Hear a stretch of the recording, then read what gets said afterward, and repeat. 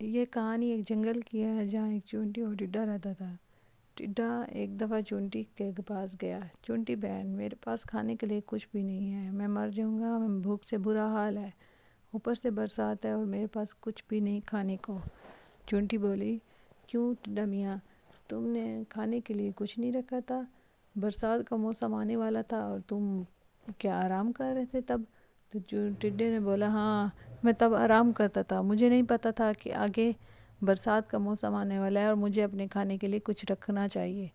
تو ٹڈے نے چونٹی سے پوچھا کہ تمہارے پاس یہ کھانے کے لیے کیسے آیا، کیسے تم نے یہ کھانے کے لیے رکھا؟ تو چونٹی بولی کہ جس ٹائم دھوپ تھی اور جس ٹائم موسم صحیح تھا تب مجھے پتا تھا کہ آگے برسات کا موسم ضرور آئے گا اور میرے پاس تب کھانے کے لیے کچھ نہ کچھ ہو، تب میں کام کرتی تھی اور تم آرام کرتے تھے، تم آرام سے سوئے ہوئے تھے گھاس پر کہ جیسے تمہیں کچھ فکر ہی نہ ہو، تب میں دن بھر کام کرتی تھی، ہماری پوری ٹیم کام کرتی تھی۔ ہم اب آرام کر رہے ہیں کیونکہ ہمیں پتہ ہے کہ اب برسات کا موسم ہے اور ہمیں کچھ کھانے کو نہیں ملے گا۔